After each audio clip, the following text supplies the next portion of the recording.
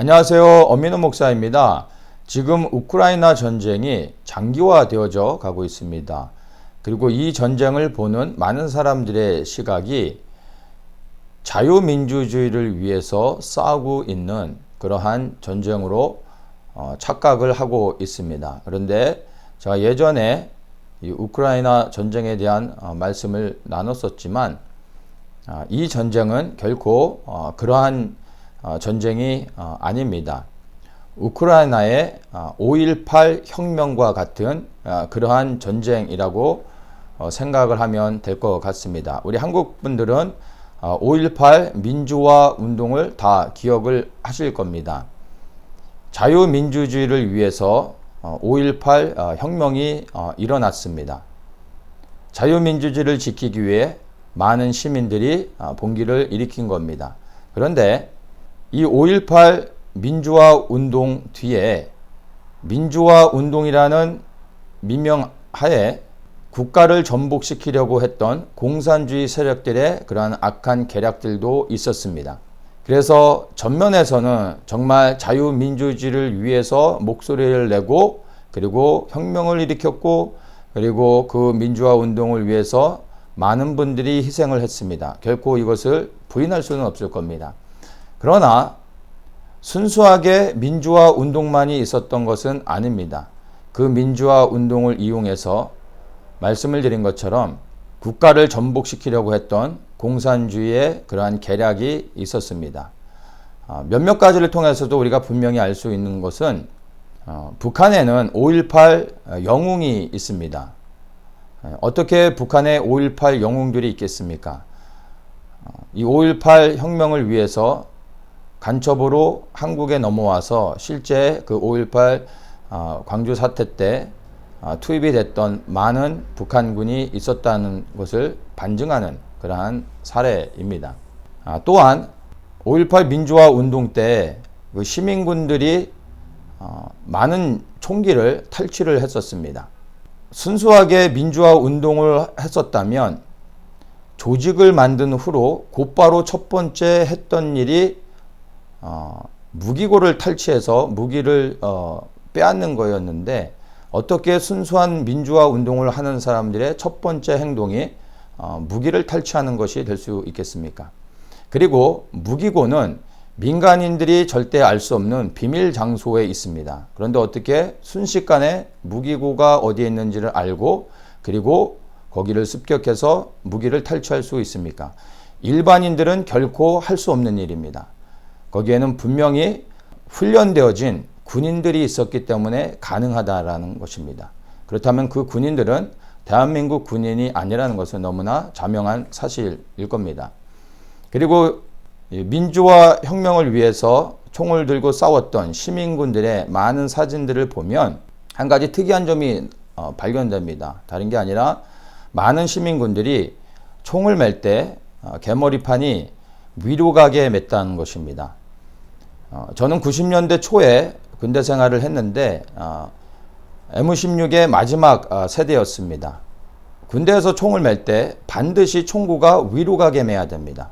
개머리판이 위로 가게 매면 바로 군홧발에 맞습니다. 그래서 한국 군인들은 절대로 총구가 위로 가게 매지 개머리판이 위로 가게 매지 않습니다. 그런데 시민군들의 많은 사람들이 개머리판이 위로 가게 맸습니다. 북한군은 개머리판이 위로 가게 매고 특별히 또 북한군의 특수부대들은 반드시 개머리판이 위로 가도록 엇갈려서 맵니다. 그러면 또 이런 얘기를 할 수도 있겠죠. 시민군들 중에 나이가 어린 친구들도 있고 총기를 다루는 훈련을 받지 않아서 그냥 아무렇게나 매다가 개머리판이 위로 가게 맬 수 있다고 말할 수도 있습니다. 근데 결코 그럴 수 없는 것이 저희는 고등학교 때 교련 시간에 총을 다루는 법을 배웁니다.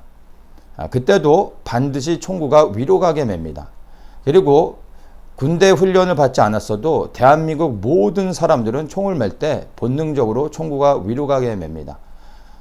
간혹 한두 사람은 바꿔서 맬 수 있겠지만 대부분의 한국 사람들은 총구가 위로 가게 매는 것이 너무나 당연한 겁니다.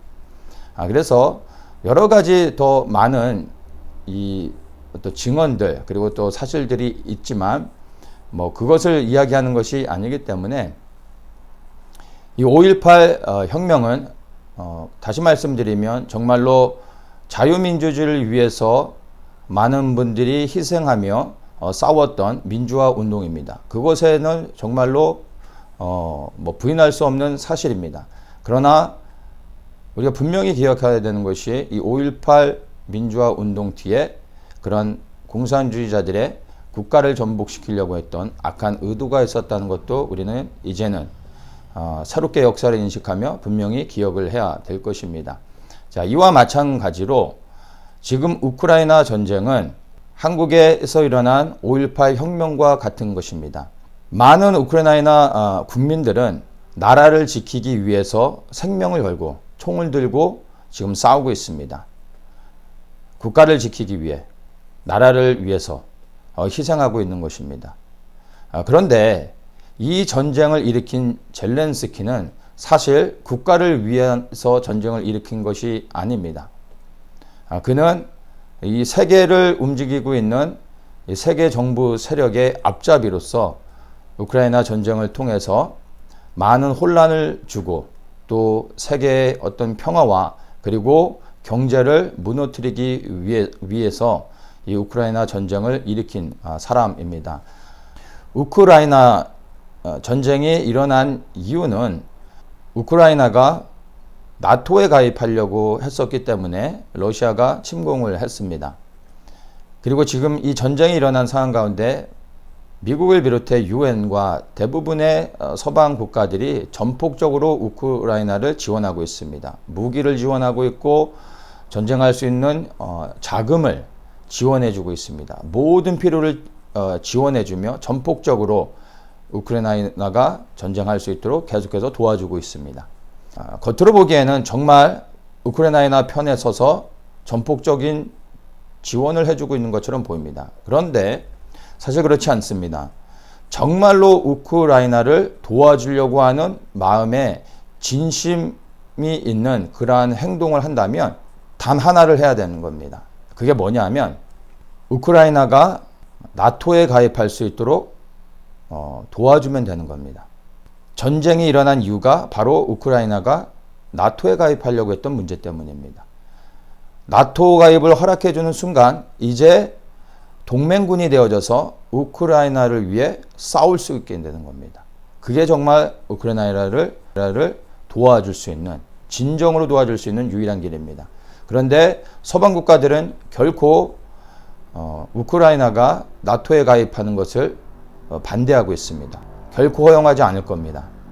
그러면서 전쟁을 끝낼 수도 없도록 계속해서 지원해주며 전쟁을 하도록 지금 만들어가고 있는 겁니다.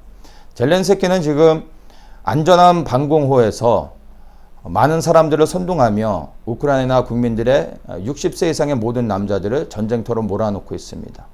나라를 망하게 하고 많은 국민들을 희생시키고 있습니다.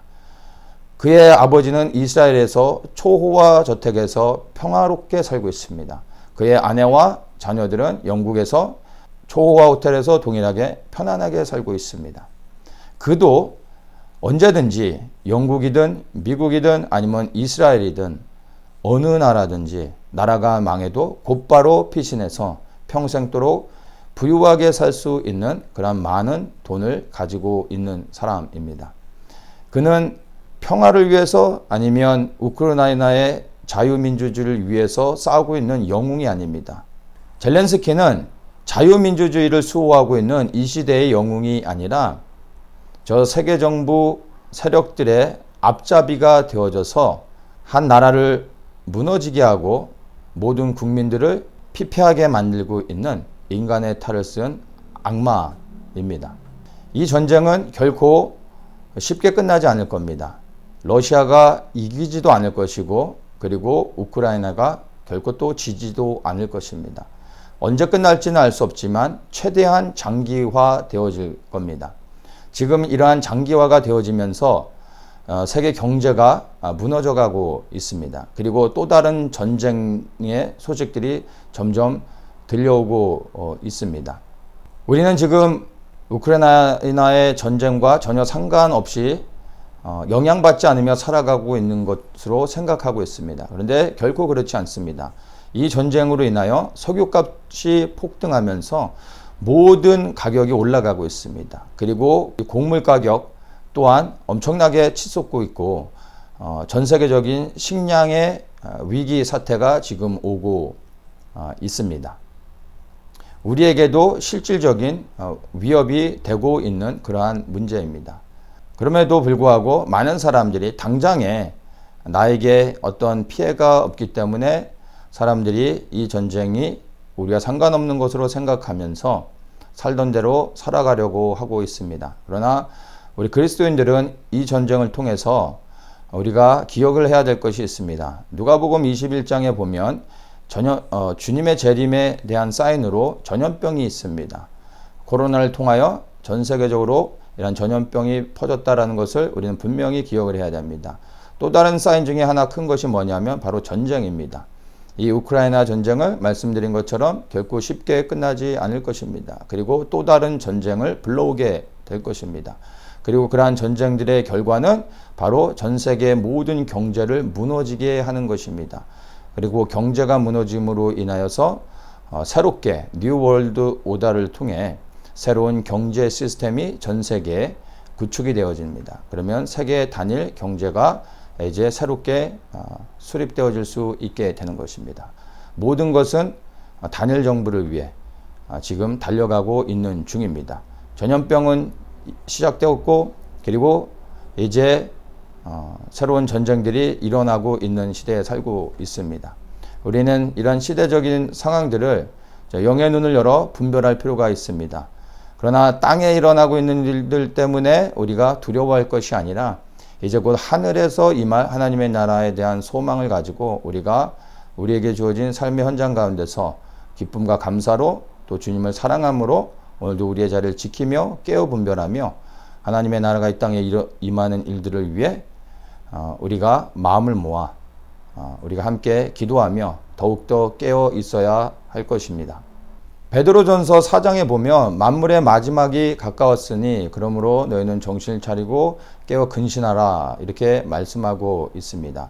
정말로 이 말씀이 우리 시대에 주시는 예수님의 음성이라 생각합니다. 더욱더 여러분의 삶의 자리에서 흔들림 없이 깨어 기도하되 이 하나님의 나라가 이 땅을 임할 수 있도록 더욱더 기도하시는 성도님들 되시기를 예수님의 이름으로 축복합니다.